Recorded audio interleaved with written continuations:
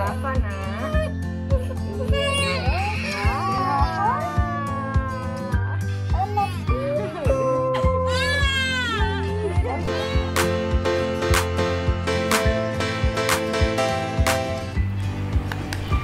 Hai semuanya, di video ini aku mau share dan berbagi informasi mengenai imunisasi bayi sejak baru lahir sampai usia 3 bulan.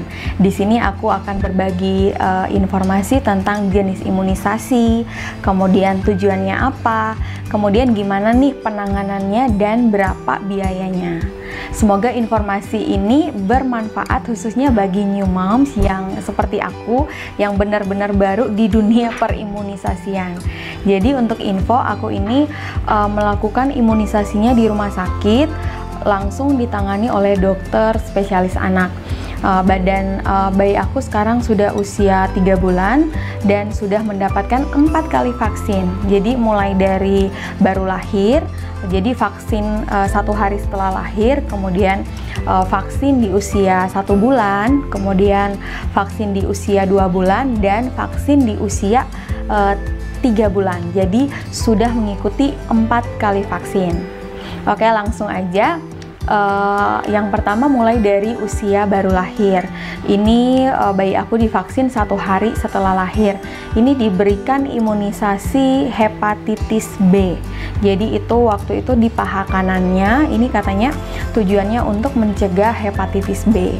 Hepatitis B ini adalah infeksi pada organ hati dan liver atau liver. Dan aku baca dari artikel WHO itu merekomendasikan semua bayi itu mendapatkan imunisasi vaksin hepatitis B harus segera setelah lahir, paling lama tuh 24 jam sesudah kelahiran. Nah, reaksi yang ditimbulkan kalau pada bayi aku itu nyeri pada bagian yang disuntik, jadi pada bagian paha kanan ya. Tapi pada imunisasi ini bayi aku itu nggak rewel yang berlebihan. Dan yang aku lakukan hanya mengelus-elus pada bagian paha yang disuntik. Jadi kayak saat mandi itu aku elus perlahan, kemudian saat bayinya juga lagi santai aku elus. Pokoknya tiap ada waktu yang memungkinkan, jadi seperti itu aja yang aku lakukan. Dan nyeri itu hanya 2 harian aja. Dan untuk biayanya mohon maaf aku nggak bisa infokan, soalnya waktu itu udah bayar sekalian dengan biaya persalinan. Nah, di usia 1 bulan bayi aku itu mendapatkan vaksin BCG itu di lengan sebelah kanan. Jadi di lengan sebelah kanan, imunisasi ini adalah salah satu imunisasi yang wajib yang harus diberikan kepada bayi. Nah, fungsinya ini adalah untuk mencegah tuberkulosis atau TBC atau sekarang lebih dikenal dengan sebutan TB. Nah, untuk reaksi yang ditimbulkan itu muncul benjolan merah. Jadi bernanah gitu, munculnya itu 2 bulan setelah vaksin. Jadi kalau pada bayi aku itu reaksinya nggak langsung hari itu juga. Dan setelah aku konfirmasi ke dokter, katanya itu adalah hal yang wajar aja. Reaksi setiap bayi itu emang beda-beda. Ada yang langsung, ada juga yang seperti bayi aku. Benjolannya itu muncul 2 bulan setelah vaksin. Nah, di sini bayi aku itu cukup rewel ya, karena merasa nyeri pada bagian yang disuntik. Tapi waktu itu aku hanya diemin aja sambil nunggu benjolannya itu mereda sendiri. Jadi sama sekali aku nggak apa-apain, dan ini sama sekali juga nggak menimbulkan demam. Kalau kasusnya pada bayi aku ya, jadi hanya terasa nyeri, soalnya bernanah gitu kan, jadi seperti bisul. Nah, kalau ini benar-benar persediaan ASI atau persediaan susu harus selalu ready, karena kalau pengalaman aku tiap kali bayinya rewel, aku tuh langsung kasih ASI, kasih susu, dan itu cukup bisa membuat bayinya tenang.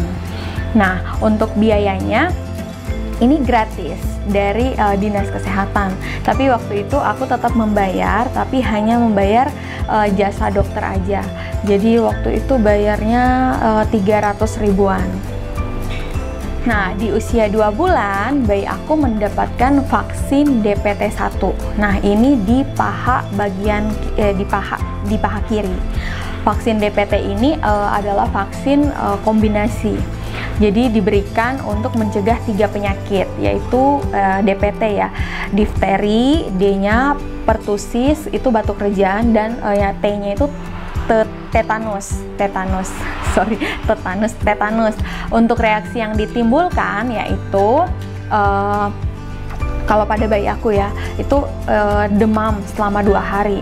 Jadi suhu bayi aku waktu itu 38 derajat Celcius itu selama 2 hari. Kemudian ketika bekas suntikannya kesentuh, itu bayinya nangis, tapi nggak yang rewel berlebihan sih. Nah, untuk penanganannya aku berikan Sanmol. Jadi setelah disuntik, kemudian sampai di rumah langsung aku kasih Sanmol itu atas resep dokter. Dan 8 jam setelahnya aku berikan lagi.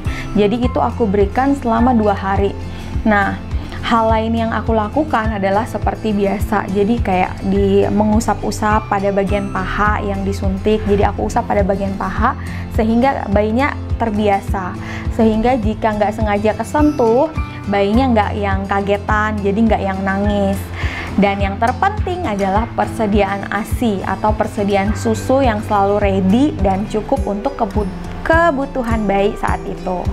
Nah, untuk harga ini juga gratis dari waktu itu ya, gratis dari Dinas Kesehatan. Jadi hanya membayar jasa dokter sebesar Rp300.000 karena aku melalui jalur pembayaran pribadi. Nah, di usia 3 bulan bayi aku ini mendapatkan vaksin PCV dan vaksin rotavirus. Kalau imunisasi PCV ini berfungsi untuk mencegah penyakit pneumokokus, gitu bahasa ilmiahnya ya. Contoh penyakitnya itu yang aku sempat baca, salah satunya adalah meningitis atau radang selaput otak. Nah, penyakit ini bisa menyerang siapa aja. Jadi dapat diderita anak di bawah usia 5 tahun, juga orang dewasa yang berusia di atas 50 tahun. Nah, kalau vaksin rotavirus ini untuk melindungi anak dari diare akibat infeksi rotavirus. Nah, kalau pada vaksin ini reaksi yang ditimbulkan itu hanya nyeri pada bagian yang disuntik, tapi nggak menyebabkan demam. Nah, ini sama aku elus-elus aja, dan waktu itu bayi aku sempat rewel, tapi cuma semalam aja. Itu pun malam doang, jadi tidurnya tuh sekitar jam 3-an. Nah, untuk biayanya ini tuh cukup buat kaget, karena ternyata aku harus berbayar, karena untuk vaksin ini ternyata tidak di-cover oleh Dinas Kesehatan. Kagetnya itu karena biasa hanya membayar jasa dokter dan vaksinnya selalu gratis, tapi kali ini harus berbayar. Nah, waktu itu aku bayar totalnya Rp1.372.000. Untuk rinciannya itu PCV itu diberikan Synflorix itu Rp668.000. Kemudian rotavirus itu Rp371.000, dan jasa dokternya itu kurang lebih 330.000-an lah. Jadi seperti itu. Mohon maaf ini agak bising karena tetangga saya lagi pembangunan rumah. Nah, sekian sharing dari saya. Like jika kamu suka dan subscribe karena aku akan terus membuat video seputar ibu dan bayi. Because sharing is caring. Bye bye.